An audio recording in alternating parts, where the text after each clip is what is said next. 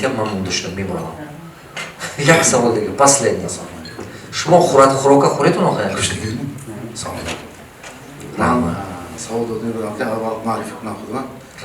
Соли 77 сар наздиктар буд маълум. Соли 1977 то имрӯза ман стоматология мекунам. Частный стоматология ҳайбитда. Мошалло. Баъд мима фориғ будам, боз хоб яъни шумо 60 чанда бизнесдон яъни ман дуюмаш ҳунарманди дастур будам кори сохтани ҳар чизҳо. Хеле хуб ака. Масалан шахматои калону майда мана дирӯз макета фарзанди мо буда. Макети шумо сохта буда дорам.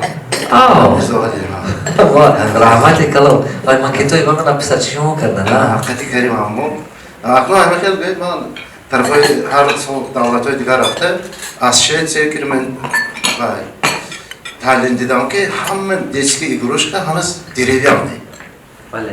Ман шахмат месозам, дигар чизҳое месозаму ҳамон назар гирифта Тоҷикистони мо бола ҳамон ахитои умдаги таксинаш бар ман худам медиҳам, таксинаш баранд ки фарзандҳои мо ҳамин данаш мебарад, кор мекунад, баданаш месадиара мешавад.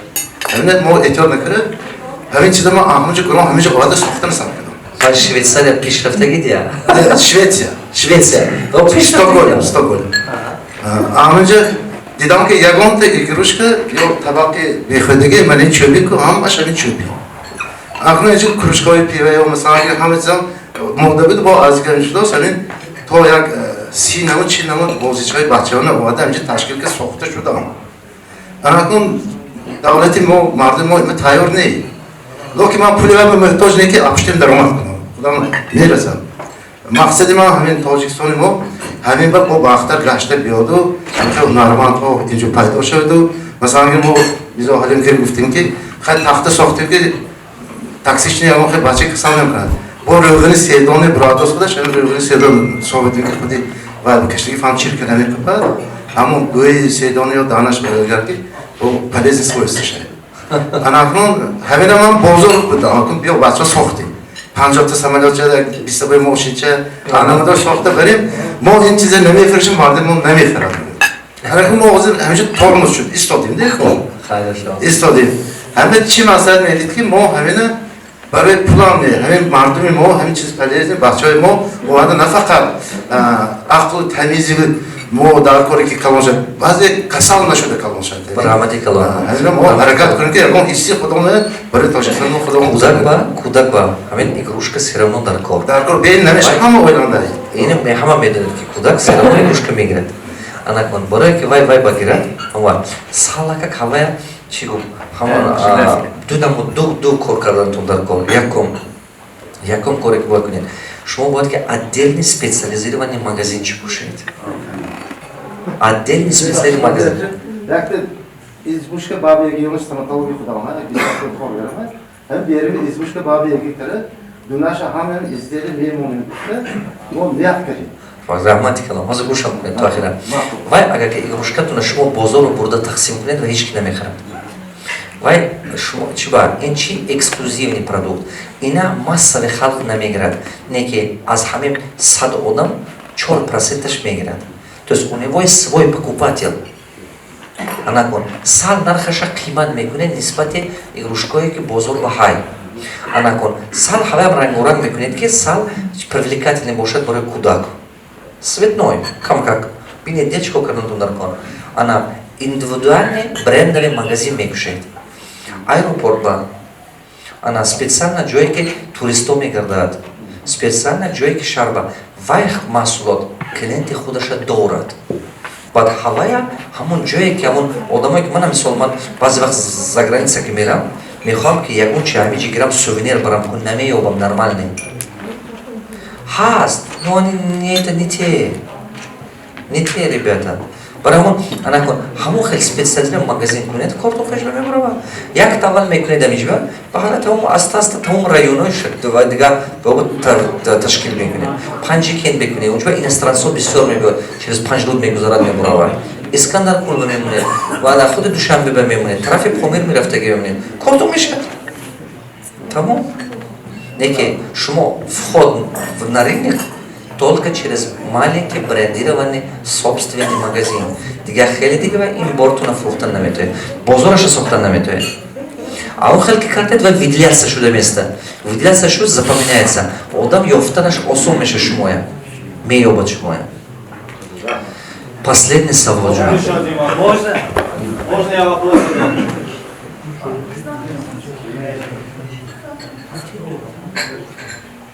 Мама, я ничего хурука бьёрет, мама, Валя. Можно я вопрос задам? Последний совод жунам. Мунда шуда мамбачам. Як ти лига бас? Пожалуйста. Кабза не жунам. У меня вопрос касательно кулинарной. Хозir жунам, hozir eng odam mumbat shimo go'ydan boshqa qo'yadi. Assalomu alaykum ustoz. Men Shodman hastım az Noya Ayni. Bu az Noya Ayni. Badbaxtani odamlar noya ayni bizni degan. Ustoz, bu az tanur mesoze. Rangi mambaring. Noya Ayni panjike namja tanur tamin mekne. Hami yak mo shud hami khujam mo hami sekh shudagi. Hami chhe kile mo barani mahsulot khud muarif kardan. Tanur mekne. Xoka hamon urmetan mebiore. Aslan o urmetan loy tayyor mebure. Vay non vay tanur baqwa.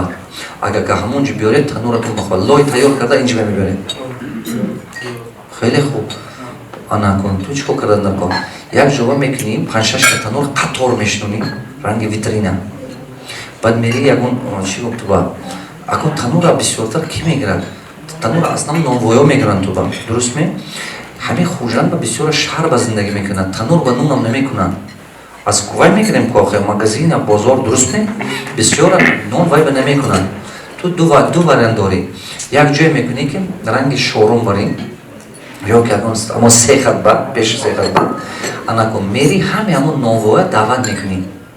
Ҳамон новоя даъват кун ки омада ҳамин вай ту ба яктаги танурат ба як бор нон пазанд.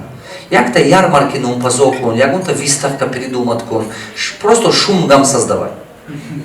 Ки одамо запоминали тебе. Она говорит, ки хамон нон танурой туба, вайо худаш нон баста бинат. Вай нон ки баста худаш кати дасташ ба дид, вой ки менасо, ҳар хел тануроко, ҳар хел, якташа пасбамо, якташа болоба, якташа деволба, зада, ҳавай ки баста чашма ки даста худаш кати дид, баъд вай худаш уже эътимод мекунад. Ман медонам ки ҳамин танур урметан вай лош хеле бақувват аст. Як давай танур умри 3 та ин танурҳои инҷа будагия мегирад. Ман медонам ки охир ман уже калон шудам, ман дидагӣ кор. Барам вай одамо бинанд, вай маҳсулоти туя презентация кардана дар кор. Презентация, дегустация, дасташ қати нон пухта шуд. Барам якта витрина созу, ҳамин нова даъват кун. Ҳамаш як бор даъват кун. Баъзеш мебиёд, баъзеш намебиёд, ҳеҷ гап не. Аста-аста ба слух рафтан мегирад. Одамо фаҳмидан мегирад, баъд кората пеш намебарад. Бачао, ахи баҳом микрофон амон обати бачао. Ин последний савол ва бечура дубора схеста шистада. Ассаламу алейкум. Спасибо, что дали возможность. В общем, мы открыли пару месяцев назад примерно сеть небольшую в кулинарном бизнесе. И хотел бы попросить вас, чтобы вы поделились из своего опыта. Мы столкнулись с определенными сложностями. Это как дальше развиваться, как привлечь инвесторов, как забрендировать, как привлечь партнеров. Подожди, брат мой, ты хочешь за 1 минуту весь бизнес я тебе рассказать? Нет, я хочу, чтобы вы коротко и суть. Это невозможно, брат мой. Ты хочешь, чтобы телефон, iPhone тебе рассказали за 2 минуты? Нет. Я хочу понять сначала, ты сказал, что вы построили недавно сеть. Сеть это что означает? Вы что, несколько кулинарий открыли одновременно? Нет. Сейчас превратился в сеть небольшую, а точнее 3 точки. То есть сейчас у вас есть 3 точка кулинарии? Да. Машаллах, хорошо. А какие конкретно у вас есть проблемы? Мы столкнулись с такой проблемой, не знаем, вот подскажите в Таджикистане в плане маркетинга, вот как лучше быть в плане привлечения инвесторов, партнеров? Нет, ты смотри, брат мой, если ты хочешь масштабироваться, первым делом тебе надо упаковать этот бизнес. Тебе сначала партнер не нужен, сначала тебе нужен очень сильный маркетолог. Если у тебя продукт хорош, и в твоем продукте есть изюминка, в твоем продукте есть реальная изюминка, То есть индивидуальность в этом продукте, да? Он не такой, как все кулинарии, да? Кулинарии же много же, чтобы он не как все. У него должно быть рецепт или какой-то продукт особенный. Если он есть изюминка, тогда ты найми, не жалей. Найми одного хорошего маркетолога. Пусть упакует твой бизнес сначала. После того, когда он тебе упакует, найдешь мне часовой консультации. Я тебе разработаю правильный бизнес-модель. Вот тогда тебе будет очень легко и партнеров находить. Если надо будет инвесторов найдешь. Я тебе покажу, как это делать.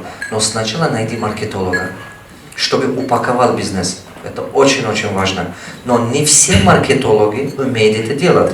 Я хочу, чтобы ты понял. Большинство маркетологов, они названы маркетологом. Они тебе скажут, как просто листовки делать, как рекламу давать и так далее. Но тебе нужен именно упаковщик. Упаковщик, который начинает от А до Я упаковать твой бизнес во всех блоках. Во всех блоках. Финансовый блок, маркетинг блок, юридический блок. Именно все административные блоки. Все упакуют профессионально. Это обойдется тебе в районе 20 тысяч долларов. Профессионально упаковать бизнес меньше ты не найдешь, брат мой. Поверь мне, в районе 20 тысяч долларов, если ты найдешь нормального профессионала, который возьмется за твой бизнес, он будет 3 месяца это делать минимум, иначе может быть 6 месяцев. А так 3 месяца.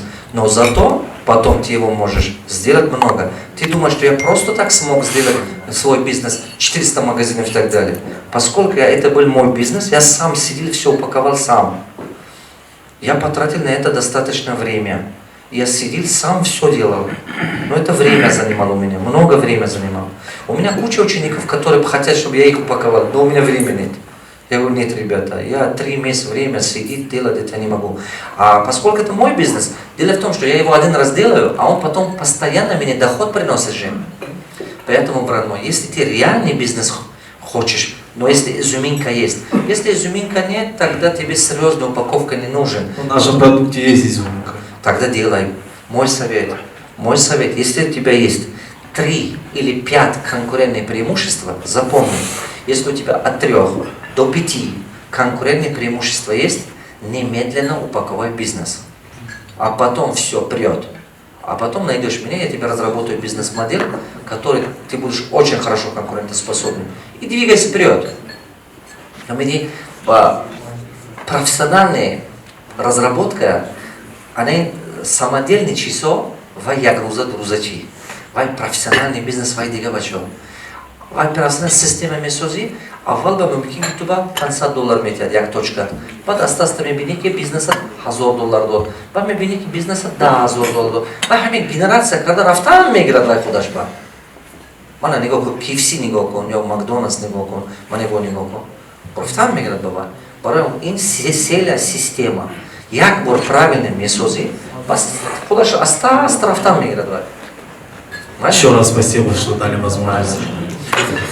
Ҳамватанои азиз, дальше тренинг багам мезанем. Манам мондашдум, мерам чой нӯшида кунам. Барои кор кунем.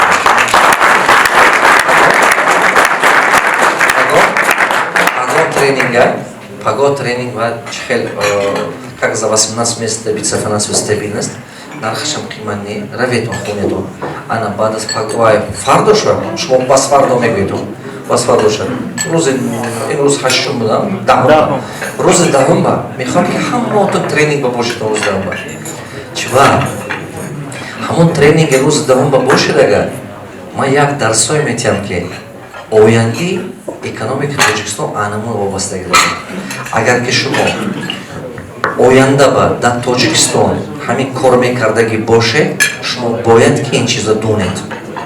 Агар ки оянда шумо дар Тоҷикистон бизнес намекардагӣ бошед, тогда вам не нужен.